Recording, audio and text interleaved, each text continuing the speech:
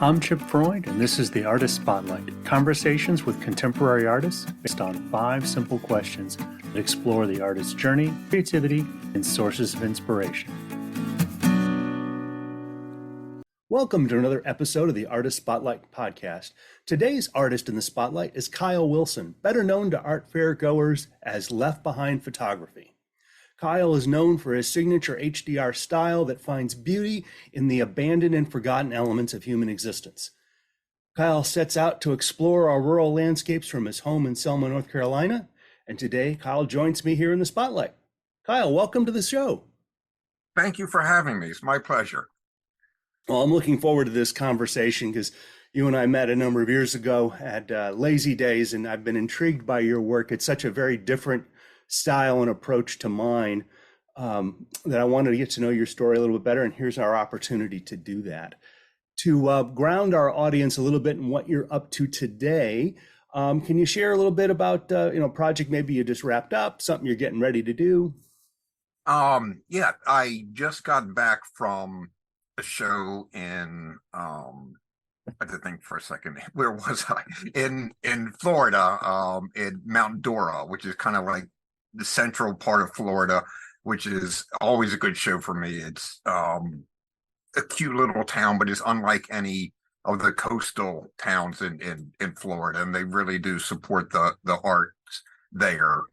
And so I have this weekend off before heading back down to Florida for 2 really big shows. I have Mardi Gras in Palm Beach Gardens, like the Jupiter area, which last year was my best show ever. And I'm hoping I get enough stock in for that show because it blew me away. And then from there, I'm going down to Key West, Florida, which is, of course, the most southern show I do. I mean, it's just gorgeous. I mean, it's freaking Key West. It's unbelievable.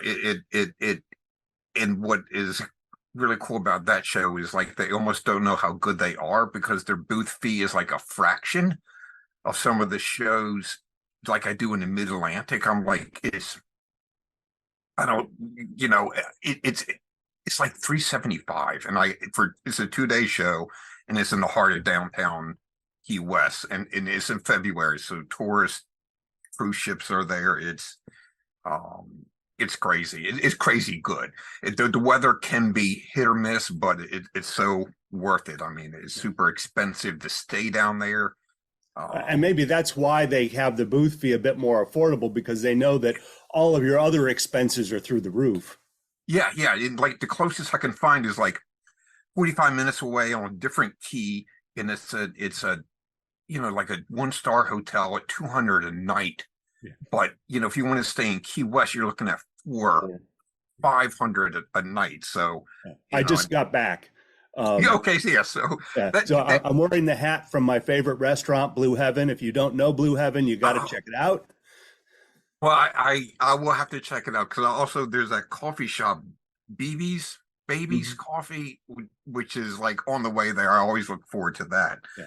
And the shop behind me is on Long Key. So very cool. So you two are in love with the Keys. Oh my God, yes.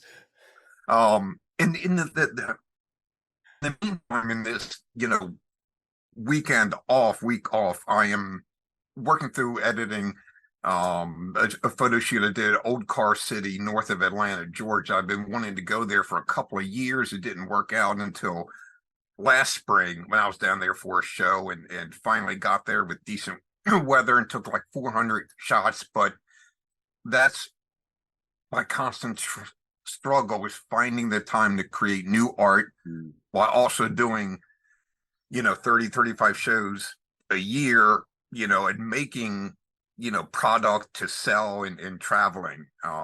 It's my list of shoots to edit is always long. It never seems to shrink because I also can't stop shooting.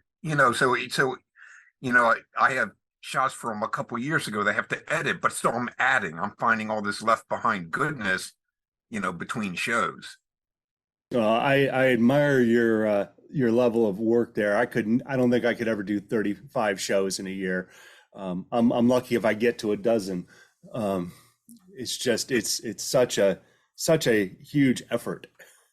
It is, but I couldn't imagine doing anything else. I've been doing this for about a decade now.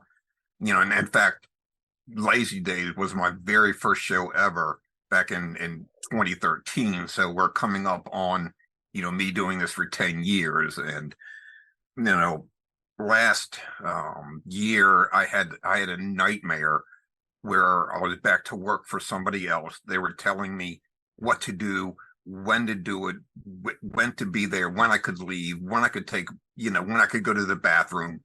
And I woke up like, wait a minute, I work for myself.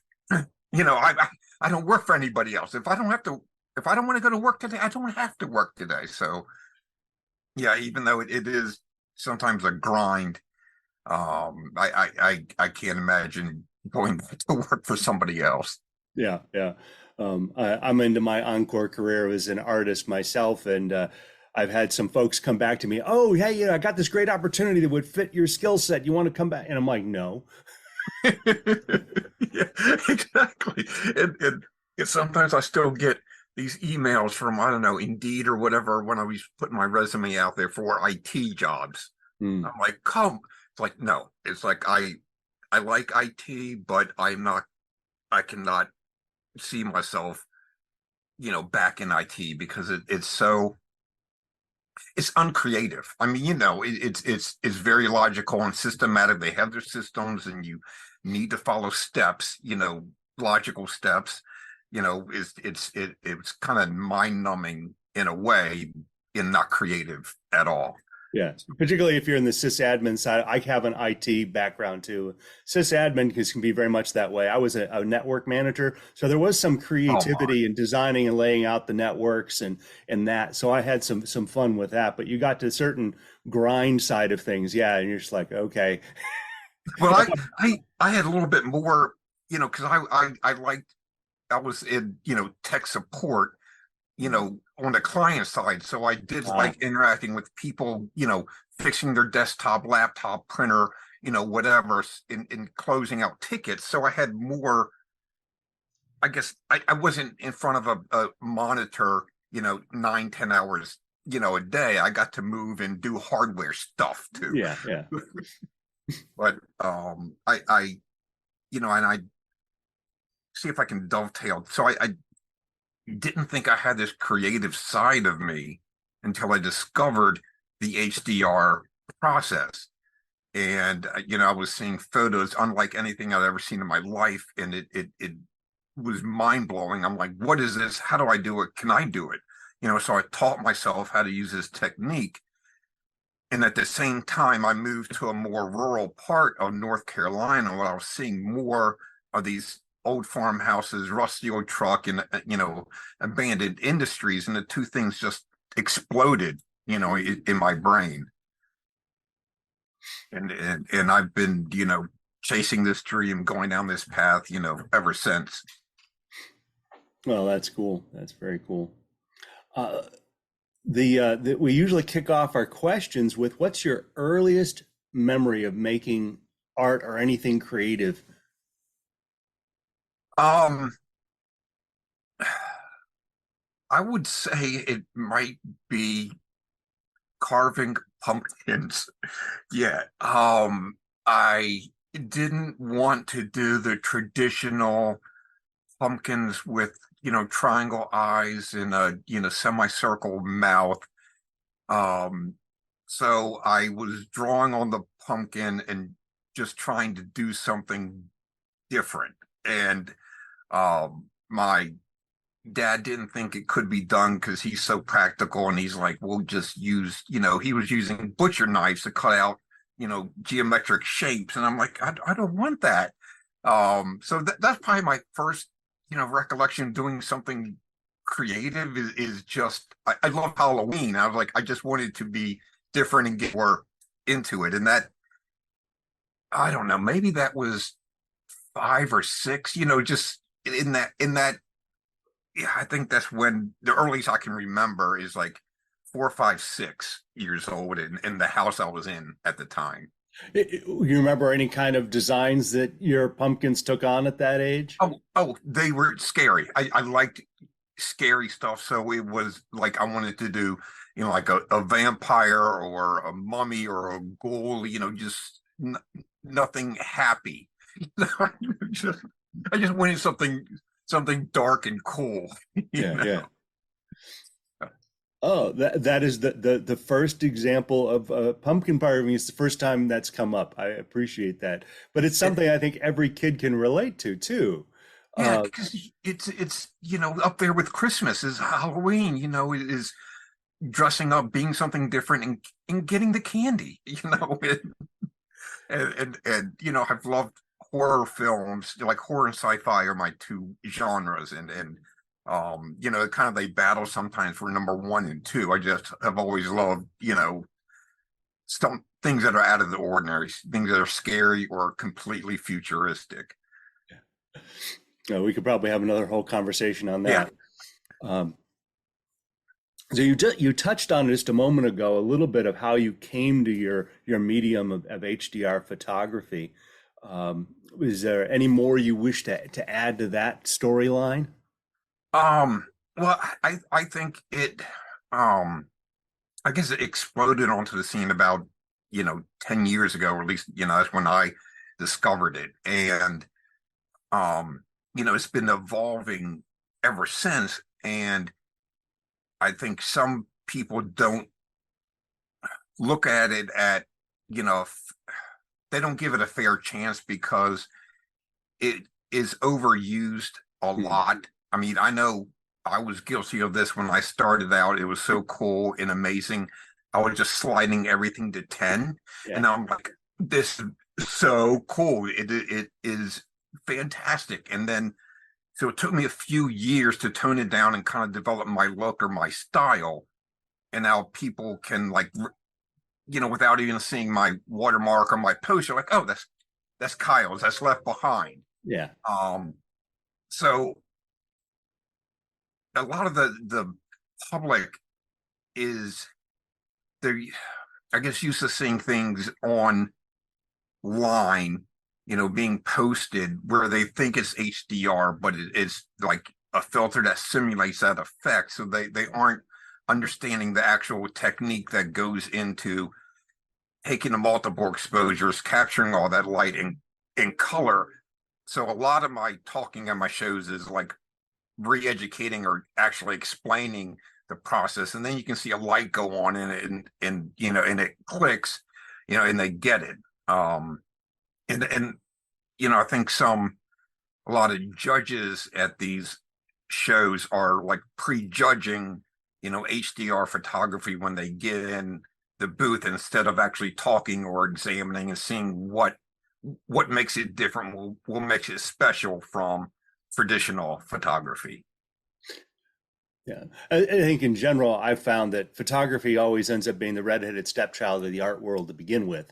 Um, Yes, it doesn't get the respect it deserves. I don't know why. I don't know if those are just old preconceived notions that, the debate's over. It is art. That's no yeah. longer even, a question. So I think all forms of photography fall into the art genre. That's so I don't know why people are still holding on to that. Like, you're just, a picture taker. And it's like, no, this shirt I'm wearing says, I, I'm a photographer. I don't take pictures. I create photographs. I didn't invent that saying, but I love it. Yeah. And it's so true. We're creating art, when we're editing, when we're printing, Hmm. the photo, that's where the Yep. art happens. Well, and I always describe my work as I don't take the picture, I make it. Yeah, yeah, exactly. It's because anybody can take a picture, and it does take an artist, or a true photographer to create a photograph, to create art. Um, and I didn't think I had that side of me until about 10 years ago, and I it's still hard it used to be really hard for me to accept compliments on my photography. People call me an artist. Like, no, I'm not an artist. I'm just a photographer, and I wasn't used to receiving compliments and praise. I'm like, no, you know, I, now I can accept it. When I started out, I'm like, no, I'm not an artist. I'm just a photographer trying to sell my photos. But, after many years of, accepting the praise and actually winning a few awards, I'm like, hey, I might be pretty good at this, at this thing. So yeah, it took me a while, but I'm there. I Yeah. definitely, I'm an artist, and photography is art. No, no debate. I think we all go through phases of imposter syndrome. Even, now I have my moments where I start to question, and then, I get over that and I'm like, all right, no, I have a right to be here. Yeah, exactly. Thank you. And we have to get juried into these shows, so it's not like we just get in if we, with the first, 200 artists to pay are in. It's like, no, we every year we have to resubmit photos of our work and get judged, and it's, you might get 1,000 applications for 200 spots, and so, and they might only be taking 10 photographers. Yeah. So, you're have to be up there in the top 10%. It's like, yeah, I earned my space, my little 10 by 10.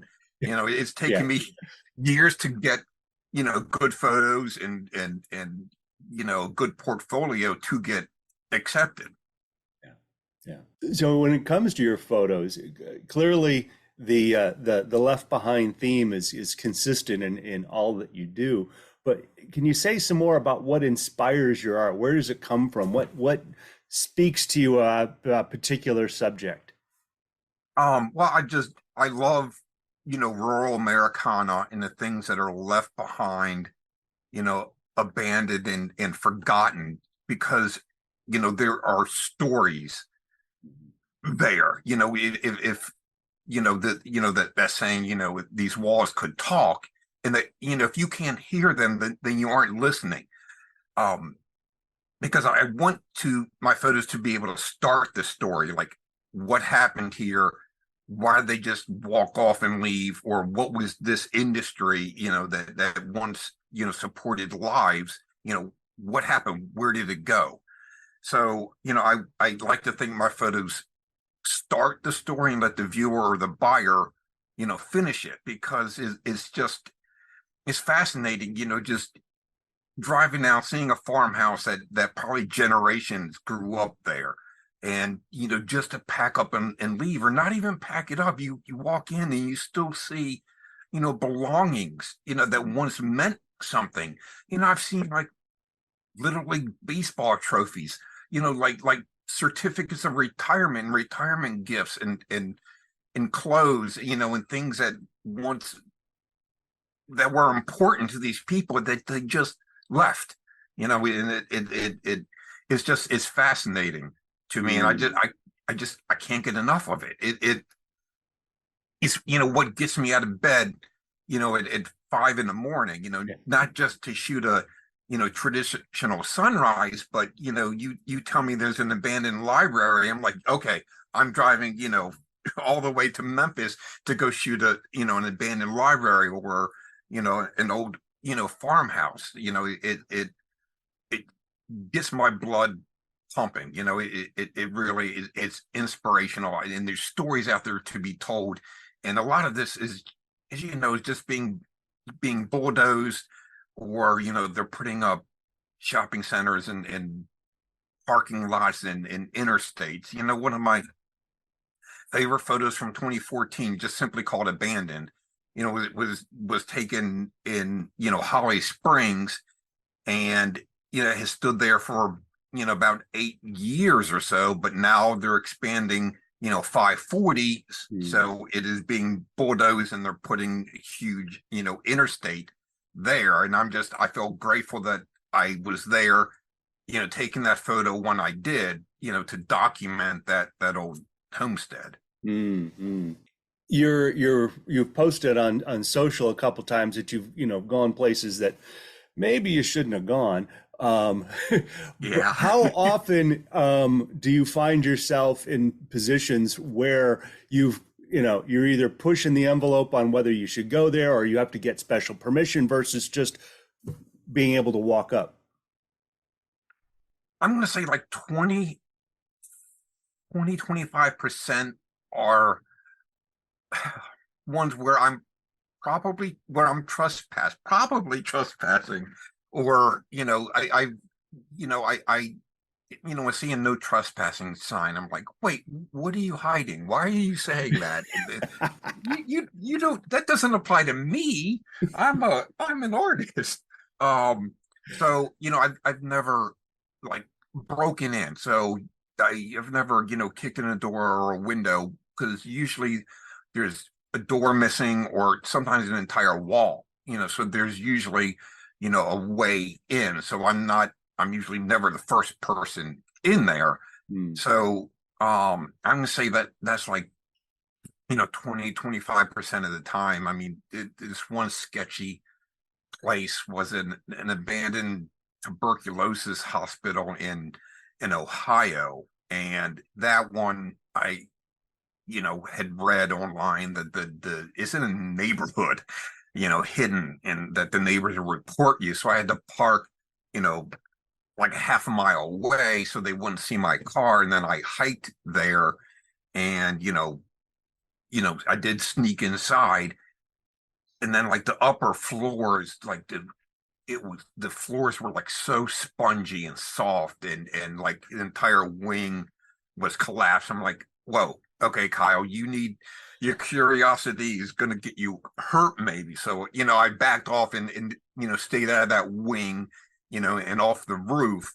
Um, and also had to, there was also, a dog I saw just kept circling. I was like, okay, he's probably a stray dog, and this might be his ground. So, at that point, I was like, okay, I need to extricate myself, from this location. Um, and then also probably to follow up on that, probably the closest I ever got to getting a violation was the abandoned amusement park in North Carolina, that they had signs up about violators will be prosecuted. We have heat, sensing cameras and GPS tracking Yeah. satellites. And I'm like, I got scared off like 3 times. And then in 2020, I'm like, you know what?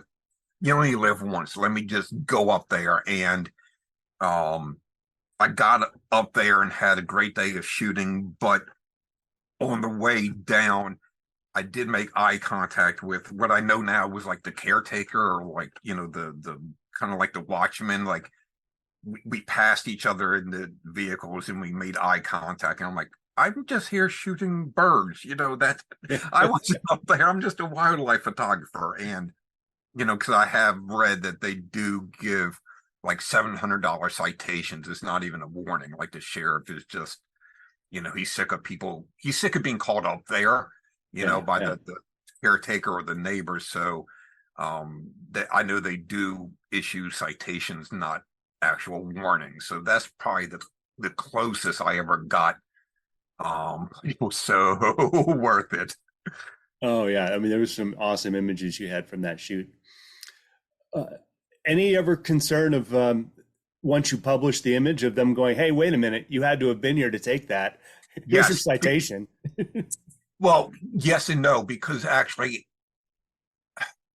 I don't know what show I was at, but I ran into the caretaker, and he's Ooh. like, no, seriously. He's like, he pointed at one of the buildings that had a plywood, over the window, and he's like, I put that there. And so he's telling me that he's is the one who secured it. And so he was like shaking his finger at me. He's like, you must have called me an off day, and I probably did, because it was in the fall of 2020. So, the pandemic was still going on. So he must have been occupied elsewhere. And it was like in the middle of the afternoon. So he's like, yeah, I was there. And then he started telling me the story about him always chasing photographers or, video kids out of there. And that, I can see that because I've seen videos of these younger, I just call them kids, Yeah. climbing on the roller coaster. I'm like, you're sick. I mean, you are one step away from falling to your death. Yeah. And And they're going, it's on their property and they don't want the liability of that.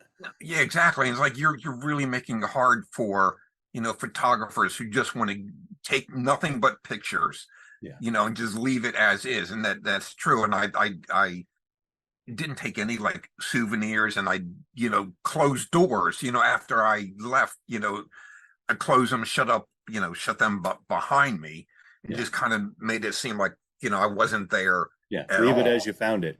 Yeah, exactly. And I was struggling with, telling people about the location, but then I realized that a lot of the photos had the name of the place there, and it's not Mm. like it's super secret. But I had to warn people like, don't do what I did, or if you do, just carry $700 cash with you because you never know. So You never but know. I've never had like police. I just had police question me a couple of times. Yeah. But when they see, like I have a tripod and not a crowbar, they know what I'm doing. Yeah. It's Yeah. like, okay, he's just, he's going to be done. He's not, stealing, the metal or vandalizing Yeah. Yeah. anything. Well, as an artist, what advice would you give to other artists as they're starting out their career? Um, I would say shoot what you love. I mean, that has got to be, I remember when I was starting out and thinking about maybe getting into art shows, I talked to another photographer, I would call him like an old timer, now. And he had such, is just a, a complete like salad of photos from every genre. There was wildlife, there was architecture. He was, taking pictures, of it was like a little bit of everything. And, I started talking to him. He's like, maybe I'll start taking pictures of letters and, because people can then spell their names. I think that sells. And I'm like, oh my gosh, he just sounded so burnt out. And then when I started talking to him about this really cool, like architecture picture that had these cool shapes and shadows, then he started getting interested. And he's like, okay, yeah, I was coming back from a restaurant and, cutting through an alley with a group of friends. I just had to stop and take it. And I was like, okay, that's what he was interested in was like architecture photography, but he didn't think that would sell. So he was always chasing what he thought, people would sell, and his portfolio was just all over the place. There wasn't like a theme to it. So then, it was there. I was like, I made mental notes, like, I don't want to be that guy, Oh, who was like, well, I think, beach, photos will sell here, or I think car photos will sell there. And, maybe I can do some birds, because people love birds. And it's like that not what excites me. I mean, I'm not, getting up at, like you said, at 5 in the morning to go shoot another bird or to shoot a letter, that I find on the streets. So yeah, I guess is you find something you love and stick with that. And then your passion will show, yeah. in the images you produce, your words, and when you get to talking about it, like right now, I'm having a hard time shutting up, because I love photography, I love the art world, so much that once I get going, I have to remind myself, okay, Kyle, they asked one question. You've talked now for 30 minutes. Let them absorb what you're saying. So Yeah. yeah, I would and don't also part two is don't become consumed about likes or loves or shares or whatever, you you're like, well, I only got 12 on this photo. They hate it. I suck. You know, it is so people are fickle, at least on social media. It's fickle, and they're gonna, change the algorithm. So, photo from 2 years ago that you would get 100 on, you're getting five. And you're thinking, I suck, I'm a failure. Nobody likes pictures of cars anymore. And it doesn't matter Yeah. what I swear, it doesn't matter what other people like. It's what I like is what you like, to love. And Yeah. just because I take, 400 photos of a junkyard doesn't mean I'm going to print every single one and carry them at my show. That's You're where the lucky if you get one keeper sometimes out of a shot yeah. like that. Well, I've gotten better. I've like done the math. When I started out, I was like 10 or 15% of my photos were keepers or good, but now I've gotten better. I'm like when I am getting ready to take a photo, I'm asking myself, is there a story here? Okay, yes, it may be cool, but what are you trying to say? And if there's no story, I'm going to pass it up because like I don't have time to, take all the photos I want and edit all the photos I want. So, I think my keeper is up to like 50% now. So like probably half the photos that I'm taking are printable, but of those 50%, I may only print 10 because we only have a small 10 by 10 booth. And, I cannot show the thousands of photos that I've taken. I will upload them on my website, and then people can take their time and pick and choose. So, when I do carry what I think will sell. So I do print, with sales in mind, Hmm. but I'm photographing. I don't photograph with sales in mind. I'm photographing what I love, Hmm. and what excites me, and what, if there's a story there, that's what I'm shooting. Excellent advice. Excellent. So, what other artists should we go check out? Could be somebody you've recently discovered or somebody you've gone back to time and time again.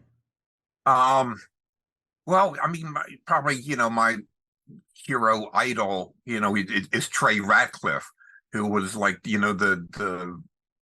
on the forefront of HDR, and, pushing it to, he was like showing me what was possible, with this, technique. And he's also similar because he's from an IT background. And then this, the HDR triggered an artistic, side of him. And, now he's doing more, experimenting more with AI. And so he's definitely on the cutting edge of photography and technology. Um, so I would definitely, check him out. Hmm. But most people know him. I mean, is up there, probably up there with Ansel Adams, at least in my eyes. Hmm. Um, and there, I wish I remembered this artist's name, but I saw him up in Chantilly, at one of the indoor shows there, and he was doing HDR on metal, but it was 3D. So he had photo on top of another photo, maybe separated by a couple millimeters or an inch, and it was set up in a like a light box or shadow box kind of a frame. So depending on which angle you looked at it, you got just incredible dimension to it. Oh, So interesting. it was phenomenal. I mean, I'd never seen anything like that before. Um, it seemed extremely complex.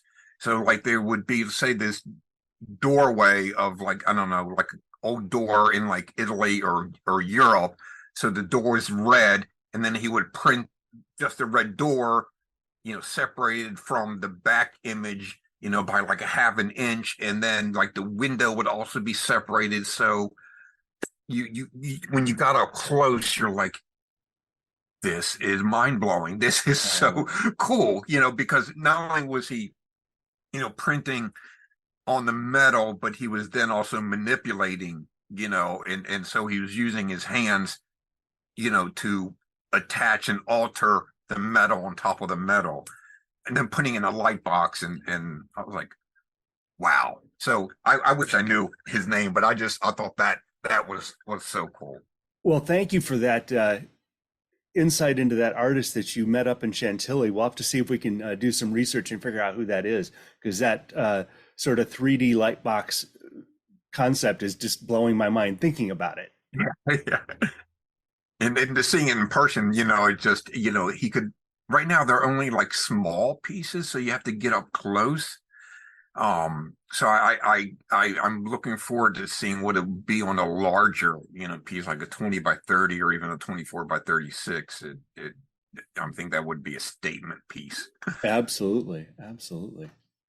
So we want to make sure that the audience can see your work if they don't know who you are already. And I've got your website as leftbehind.zenfolio.com. And I know Correct. you're on Instagram and Facebook as well. I'll include links to those in the show notes so people can find you easily. Much appreciated. I'll also include links where available to the artists that you recommended so folks can track them down as well. Okay, cool. Thank you. I've really enjoyed this conversation, and I'm looking forward to potentially a future conversation with you off camera, because I think there's some similar interests that we could explore, not the least of which is sci-fi. Awesome. Yeah, there's some good stuff out there. Absolutely. Absolutely. Well, thank you again for taking the time out of your very busy schedule. And thanks again to our audience for their support and encouragement of the channel. And please tune in next time for our next conversation with a contemporary artist here on the Artist Spotlight.